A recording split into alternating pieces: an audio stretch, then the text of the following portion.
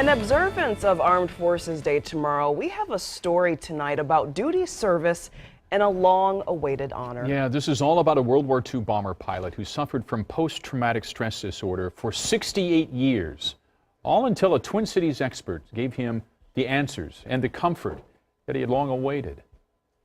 It was just fantastic. I love flying. If Central Casting ever produced bomber pilots, I love the war. I love combat. they'd no doubt send you Tom Faulkner. Faulkner was a young B-24 pilot flying bombing missions into Germany with the 454th Bomb Group during the end of World War II. But his last mission would haunt him the rest of his life. This is Tom right after he received his pilot's wings in January 1944. He was 18 years old. Dan Matthews is a military records expert who heard about Faulkner and wanted to know more. He flew his last mission over Augsburg, Germany, and when he took off, they pulled his navigator from the flight just before he took off. And it got worse. This was a bad day. On his way to his target, he lost power in one engine and two of the ship's guns wouldn't work. We got over the target. It was the worst target I'd ever been over.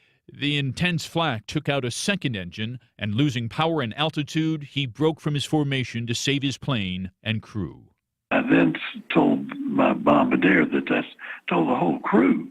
I said, we're going to France, and if we can't find an airfield, we'll just bail out. With no navigator, Faulkner accidentally flew over neutral Switzerland and was forced to land in Zurich, and by the rules of the Geneva Convention, Faulkner was sent home.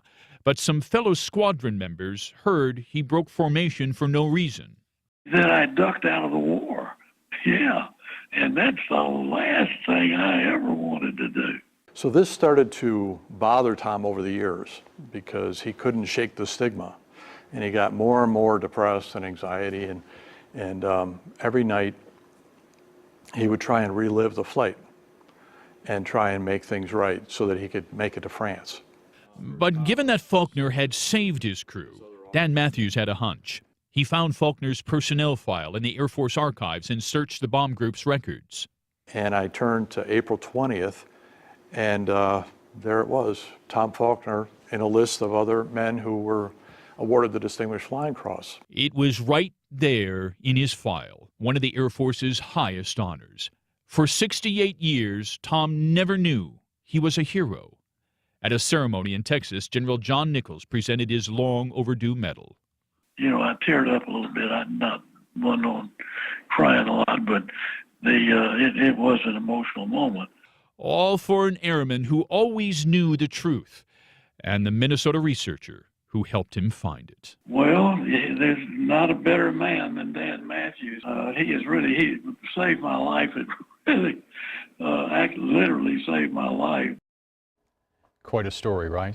Faulkner told me that from that moment that he learned that he'd been awarded the Distinguished Flying Cross, all of his PTSD just simply disappeared.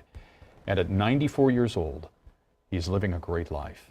Isn't that something? Isn't that awesome? That connection. Yeah, he's now down in the Dallas area. I talked to him last night for quite a while, and it's always such an honor to talk to these World War II veterans because they experience more at 18, 19, and 20 years old than the rest of us will ever experience in a lifetime. Yeah. And they went on to become successes. Yeah. You know, just amazing, amazing men and women who went through that. So glad that he has this opportunity now to heal and how his PTSD just disappeared just like that. Just wonderful. It's miraculous. Great ending to that story.